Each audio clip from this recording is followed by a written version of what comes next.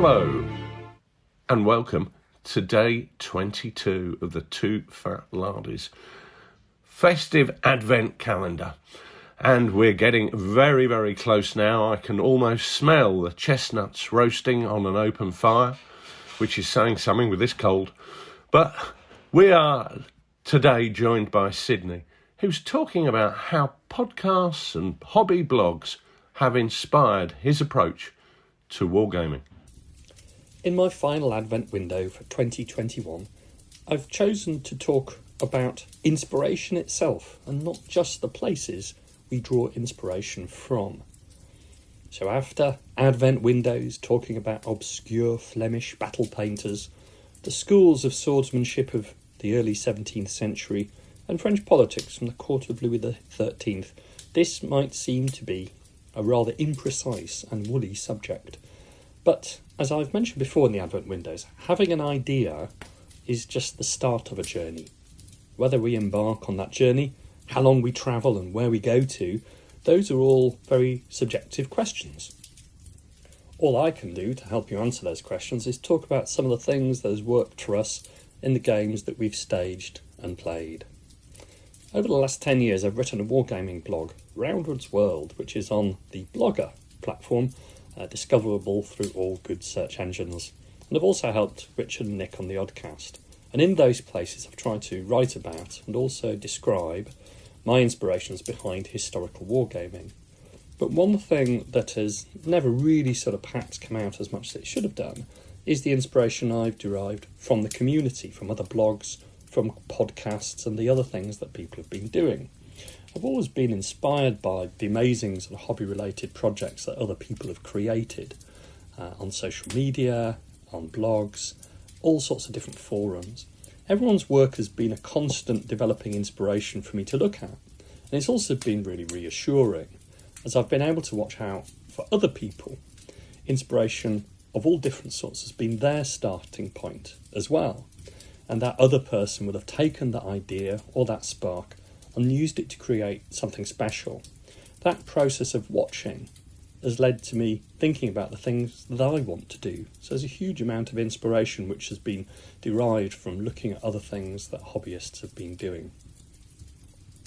But I also think that inspiration comes not just from a moment in time, but also from thinking about that moment, of refining and challenging and questioning that inspiration, even before you pick up a paintbrush or before you start writing the first rule in a set of rules that you want to create. Inspiration is, at least for me, a process of looking at things.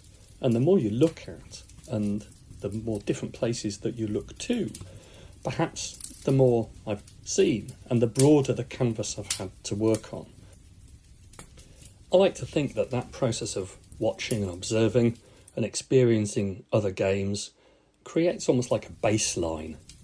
You have a really good idea of what else is available and what else has come before.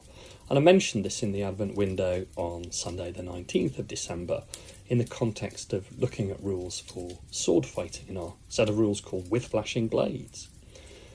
And at the time of the summer of 2021, I looked at all the different role-playing games and war games I could find which dealt with fencing and duelling and swashbuckling from early 17th century France.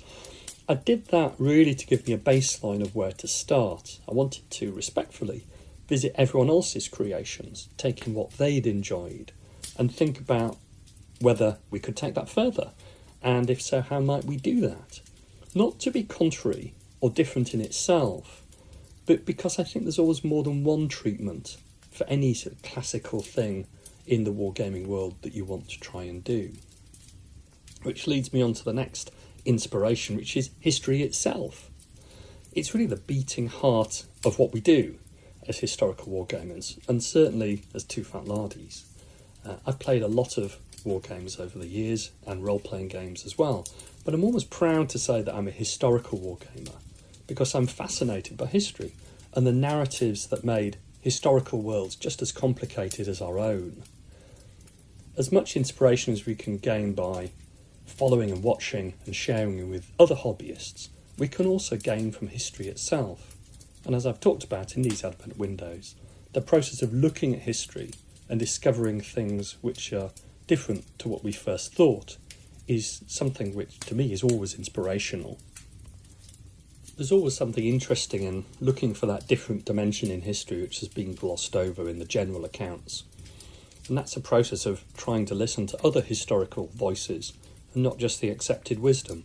Again, that's not for the sake of being different, but really because I've always wanted to try and create something which explores the hobby in my own way, which is unique to me, as your own way is unique to you. Not for the purpose of being different, but because that explores something which is different to what's there now, because you think it's worthwhile to do so. I think in a lot of the things that we've talked about on the Advent windows, each of Richard, Nick and myself have tried to see a different world through the eyes of the contemporaries who were there at historical events. Their world viewed by them and not necessarily just by us. But all this inspiration also needs to be accompanied by practicality. Inspiration isn't just ideas, it's the starting point on the journey and always needs to be joined by continuity and compatibility and consistency, especially when it comes to writing wargame rules. There's lots of different ways that I try and think about that. I love carrying a notebook just about everywhere, so at home, on holiday, a day out, on the train or in a cafe, even at work. Ideas and thoughts, and images and plans, they all crowd into a notebook and you can look over them later. And that's a practical way that you're getting the best mileage out of all of your ideas and ensuring that they never get lost. And when I have an idea, I always try and turn it around, think about it being used in a different place. That works really well in the context of wargaming rules. So one mechanism for Dux Britanniarum might work really well in Through the Mud and the Blood. You've got your own examples, I'm sure, that you've had over the years to try and do that same sort of process. Crossing over from one period to another in wargaming rules is something many of us do instinctively. And that's because we might be searching for the rule mechanism which fits the inspiration for a game or a particular period of history. Now, all that being said, not all of my ideas work, and that's part of the process of inspiration as well. If you try and go further than your starting point in designing something, you might well end up in uncharted waters. Some things are just hard to work into a game. I remember the first time we tested the set of rules for the 30 Years' War in 2mm in recreating the Battle of Lutzen.